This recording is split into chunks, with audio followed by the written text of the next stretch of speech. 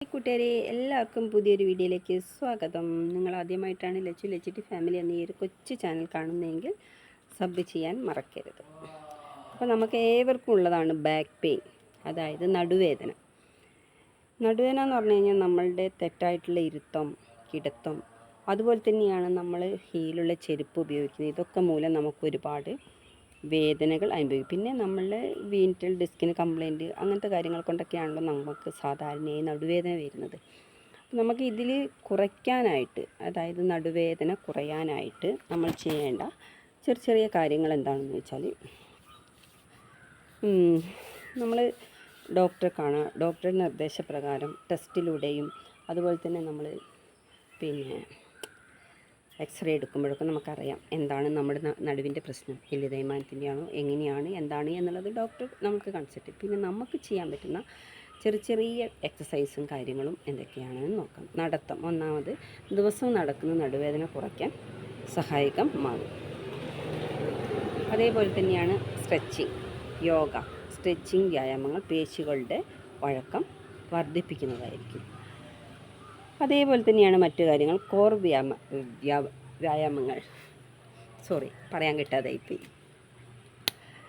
വയറിലെയും നടുവിലെയും പേശികൾ ബലപ്പെടുത്തുന്ന വ്യായാമങ്ങൾ, അതായത് നമ്മുടെ നടുവിലെയും വയറിൻ്റെയും പേശികൾ ബലപ്പെടുത്താൻ വേണ്ടിയിട്ടുള്ള വ്യായാമം ചെയ്യുക. പിന്നെ അതേമാതിരി നമുക്കുള്ള ഭാരക്കുറവ്, അമിതഭാരം നടുവിന് സമ്മർദ്ദമുണ്ടാകും. പിന്നെ ഓവർ സമയം നമ്മൾ നിന്ന് ജോലി ചെയ്യുന്നവരാണെങ്കിൽ നമുക്ക് നടുവേദന ഉണ്ടാകും.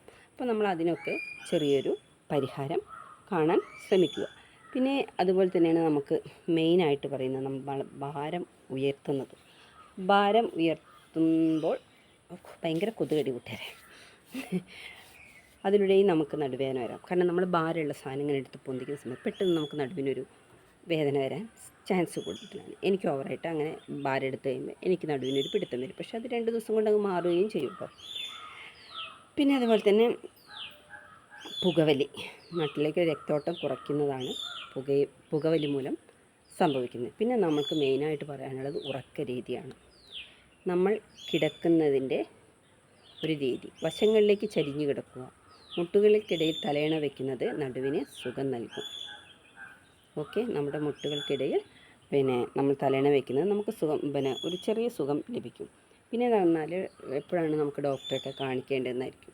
വേദന കാലുകളിലേക്ക് വ്യാപിക്കുകയാണെങ്കിൽ നമ്മൾ ഡോക്ടറെ സമീപിക്കണം. അതേപോലെ തന്നെ കാലുകൾക്ക് നമുക്ക് ബലഹീനത ഇല്ലാതാവുക, മരവിപ്പ് തോന്നുക, ഇങ്ങനെയൊക്കെ വരികയാണെങ്കിൽ നമ്മൾ ഡോക്ടറെ സമീപിക്കണം. പിന്നെ അതുപോലെ തന്നെ പനി, ഭാരക്കുറവ് എന്നിവയ്ക്കൊപ്പം വേദനയുണ്ടെങ്കിൽ മാത്രം നമ്മൾ ഡോക്ടറെ കാണിക്കുക. പിന്നെ അതുപോലെ തന്നെ നമുക്ക് നടുവേദന വിട്ടുമാറാത്ത നടുവേദനയാണെന്നുണ്ടെങ്കിൽ നമ്മളപ്പോഴും ഡോക്ടറെ സമീപിക്കുക. അപ്പം നമ്മൾ കുറേയൊക്കെ നമുക്ക് കഴിയുന്ന രീതിക്ക് നമ്മൾ ചെയ്യുക. അപ്പോൾ ഇതൊക്കെ ഇത്രയും ലാസ്റ്റ് പറഞ്ഞ കാര്യങ്ങൾ കറക്റ്റാണെന്നുണ്ടെങ്കിൽ നിങ്ങൾ ഡോക്ടറെ കാണുക, നിങ്ങൾ ഡോക്ടറുടെ നിർദ്ദേശം തേടുക. ഓക്കെ, അപ്പോൾ ഞാൻ മറ്റൊരു വീഡിയോയുമായി നിങ്ങൾക്ക് മുമ്പിൽ